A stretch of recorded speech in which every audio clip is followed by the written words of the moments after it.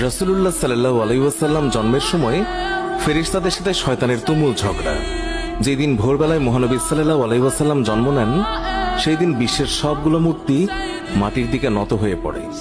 ইরানের রাজার বিশাল প্রাসাদের বারান্দা কেঁপে ওঠে এবং ছাদের 14টি প্রাচীর ধসে পড়ে।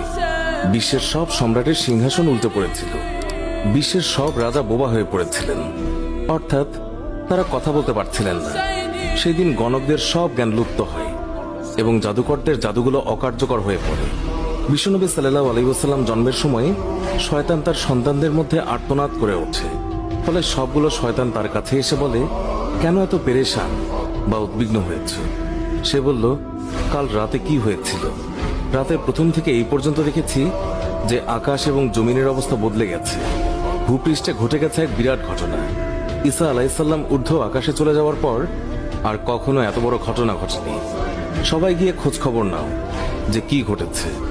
শয়তানরা চারিদিকে ছড়িয়ে পড়ে এবং ফিরে এসে বলে, কই, কিছুই তো দেখলাম না।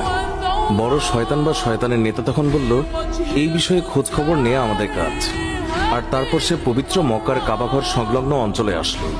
সে দেখল যে ফেরেশতারা কাবাঘরের চারিদিকে ঘিরে রেখেছেন। শয়তান সেখানে ঢুকতে চাইলে ফেরেশতারা হুঙ্কার দিলেন। ফলে সে ফিরে আসে এবং চড়ুই পাখির মতো ছোট হয়ে হেরা পর্বতের দিক থেকে সেখানে প্রবেশ করে। জিবরাইল আলাইহিস সালাম বললেন, ওরে অভিশপ্ত, ফিরে যা। সে বলল, হে জিবরাইল, আমার একটা প্রশ্ন আছে, বলতো আজ রাতে কি ঘটেছে? জিবরাইল আলাইহিস সালাম বললেন, সর্বশ্রেষ্ঠ নবী মুহাম্মদুর রাসূলুল্লাহ সাল্লাল্লাহু আলাইহি ওয়াসাল্লাম আজ রাতে জন্ম নিয়েছেন। শয়তান প্রশ্ন করল, তার মধ্যে কি আমার কোনো কর্তৃত্বের অংশ আছে?